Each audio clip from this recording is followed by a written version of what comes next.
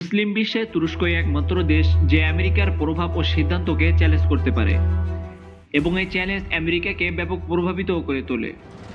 এটার একটা উদাহরণ দেখা যায় যখন আমেরিকা ইসরায়েলে অবস্থিত আমেরিকান দূতাবাসকে জেরুজালেমে স্থানান্তরের মাধ্যমে জেরুজালেমকে ইসরায়েলের রাজধানী হিসেবে স্বীকৃতি দিয়েছিল। তখন তুরস্ক মারাত্মক বিরোধিতা করেছিল, যেটা আমেরিকা ও ইসরায়েলের কাছে একেবারেই অপ্রত্যাশিত ছিল। তুরস্কের কাছে পারমাণবিক অস্ত্র না থাকার সত্ত্বেও তুরস্ককে পৃথিবীর শক্তিশালী দেশগুলোর তালিকায় রাখা হয়। তুরস্কের এই শক্তির উৎস কি? তুরস্ক কতটুকু শক্তিশালী, আর তুরস্ক ভবিষ্যতে কতটুকু শক্তিশালী হতে পারবে, চলুন জানা যাক। তুরস্কের জনসংখ্যা মুসলিম বিশ্বের একমাত্র পারমাণবিক শক্তিধর দেশ পাকিস্তানের চেয়েও অনেক কম। পাকিস্তানের চেয়ে তুরস্কের আয়তনও সামান্য কম। তবুও তুরস্ক এক বৃহৎ পরাশক্তি। তুরস্কের সবচেয়ে বড় শক্তি হলো তার ভৌগোলিক অবস্থান। তুরস্ক এশিয়া ও ইউরোপের সংযোগস্থলে অবস্থিত হওয়ার কারণে এই দুটি মহাদেশের দরজা হয়ে উঠেছে। তাই আমেরিকা ও রাশিয়া দুই শক্তি চাই তুরস্ক যেন তাদের পক্ষে থাকে। আর এই ভৌগোলিক অবস্থানই তাদের সবচেয়ে বড় অসুবিধা। প্রতি বছর মধ্যপ্রাচ্যের দেশগুলো থেকে লাখ লাখ শরণার্থী ইউরোপে যাওয়ার জন্য তুরস্কের সীমান্তে জড়ো হয়। তুরস্কের জন্য এদের আটকানো, ফেরত পাঠানো কিংবা এদের নিজেদের দেশে আশ্রয় দেওয়া তিনটি কাজই অত্যন্ত কঠিন হয়ে ওঠে। কারণ তুরস্ক ইতিমধ্যে মানবিকতা বিবেচনায় 34 লাখ সিরিয়ান শরণার্থীদের আশ্রয় দিয়েছে, যা তুরস্কের ওই অঞ্চলের অর্থনীতিতে বিরূপ প্রভাব সৃষ্টি করেছে। আর এত সংখ্যক শরণার্থীকে আটকানো কিংবা দমন পীড়নের মতো কাজও তুরস্ক করতে চায় না। কিন্তু এর দ্বারা তুরস্কর অর্থনীতিও দিন দিন চাঙ্গা হচ্ছে। তুরস্ক ইউরোপীয় ইউনিয়নের সদস্য হতে চায়, আর ইউরোপীয় ইউনিয়নের সদস্য হওয়ার পথে তুরস্কের ভৌগোলিক অবস্থানই সবচেয়ে বড় বাধা। কারণ ইউরোপীয় ইউনিয়নের সদস্যগুলোর নাগরিকরা ভিসা ছাড়াই ইউরোপের যে কোনো দেশে যেতে পারে। যদি তুরস্ককে ইউরোপীয় ইউনিয়নের সদস্য করা হয়, তাহলে এশিয়া থেকে আসা শরণার্থীরাও তুর্কি পাসপোর্ট পেয়ে সহজেই ইউরোপে প্রবেশ করতে পারবে। তাই ইউরোপীয় ইউনিয়ন তুরস্ককে সদস্য বানাতে চায় না। 2018 সালের হিসাব অনুযায়ী তুরস্ক $863 বিলিয়ন জিডিপি নিয়ে 17তম বৃহৎ অর্থনীতি দেশ।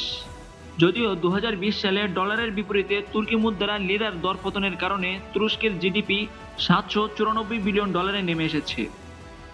তুরস্ক মুসলিম বিশ্বের সর্ববৃহৎ অর্থনীতির দেশ। এছাড়া তুরস্ক বিশ্বের সর্ববৃহৎ 20টি অর্থনীতির দেশগুলোর জোট G20 এর সদস্য। পর্যটন থেকে তুরস্ক অনেক আয় করে থাকে। প্রতি বছর 70 লাখ পর্যটক তুরস্কে ঘুরতে আসে।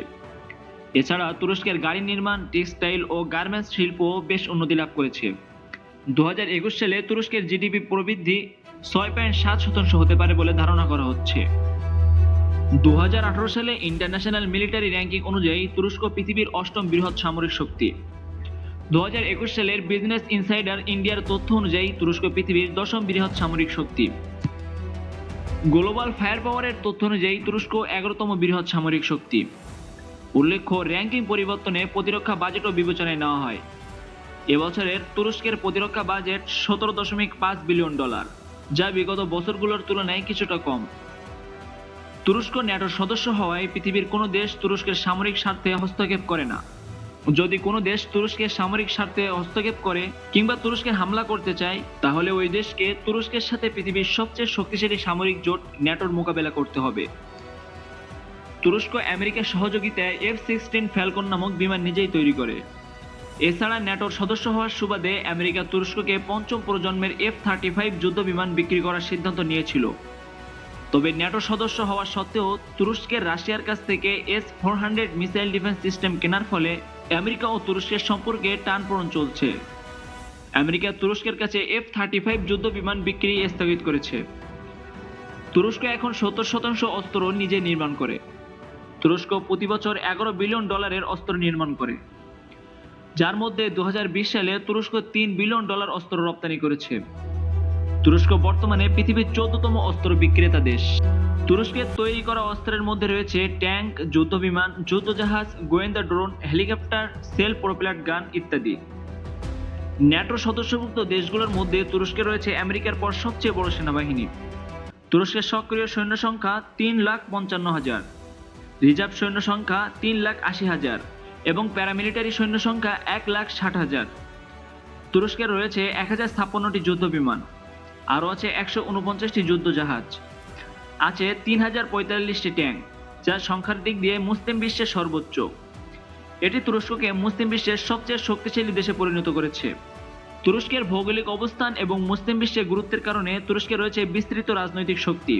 2017 সালে আমেরিকান প্রেসিডেন্ট ডোনাল্ড ট্রাম্প জেরুজালেমকে ইসরায়েলের রাজধানী হিসেবে ঘোষণা দেওয়ার সাথে সাথেই তুরস্কের প্রেসিডেন্ট রজব তাইপ এরদোগান ওআইসির বৈঠক ডেকে পূর্ব জেরুজালেমকে ফিলিস্তিনের রাজধানী ঘোষণা করেন।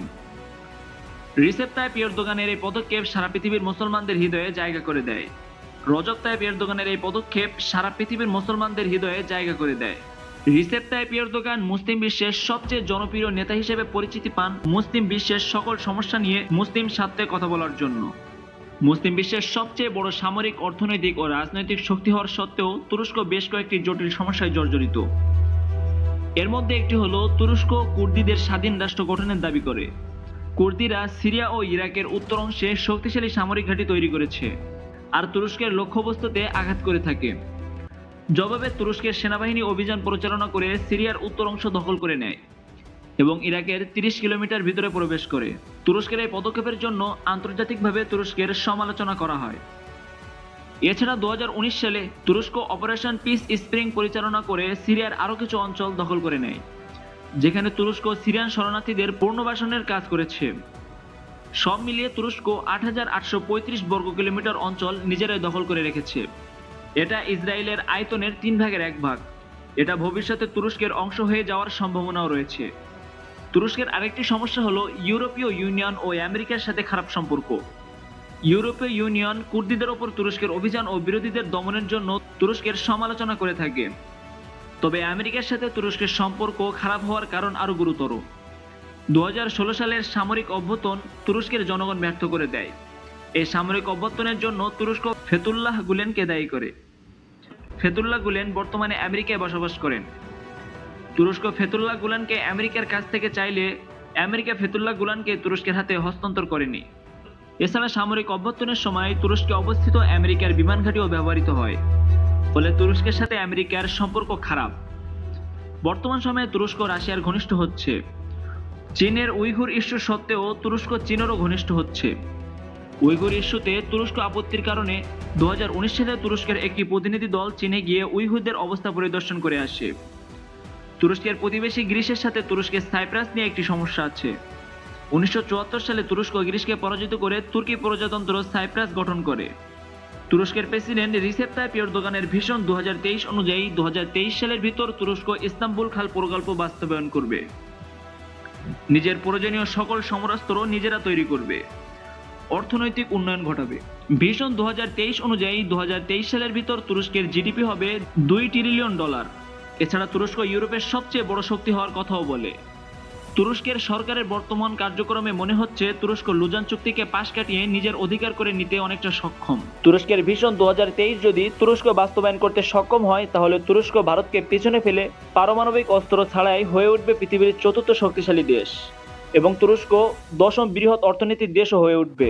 ফলে তুরস্কের ভূমিকা বিশ্বে আরও গুরুত্বপূর্ণ হয়ে উঠবে। তুরস্ক মুসলিম বিশ্বের যে কোনো সমস্যা সমাধানে আরও বেশি সক্রিয় হয়ে উঠতে পারবে। বর্তমান সময়ে শক্তিশালী সামরিক, অর্থনৈতিক, রাজনৈতিক শক্তি এবং অসাধারণ ভৌগোলিক অবস্থানের জন্য তুরস্ক পৃথিবীর এক বড় শক্তি। তবে ভৌগোলিক অবস্থানের কারণে শরণার্থীদের চাপ, কুর্দিদের বিদ্রোহ, ইউরোপীয় ইউনিয়ন ও আমেরিকার সাথে খারাপ সম্পর্ক এবং প্রতিবেশী দেশগুলোর খারাপ অবস্থা তুরস্কের বৃহৎ শক্তি হয়ে ওঠার পথে চ্যালেঞ্জিং করে তুলছে। তবে আমাদের মুসলমানদের কামনা থাকবে আল্লাহ তাআলা যেন তাদের সাহায্য করেন। সুপ্রিয় দর্শক, আজ এ পর্যন্ত। ভিডিওটি ভালো লাগলে অবশ্যই লাইক করুন এবং চ্যানেলটিকে সাবস্ক্রাইব করে আমাদের পাশে থাকার জন্য অনুরোধ রইল। সবাই ভালো থাকবেন, ধন্যবাদ।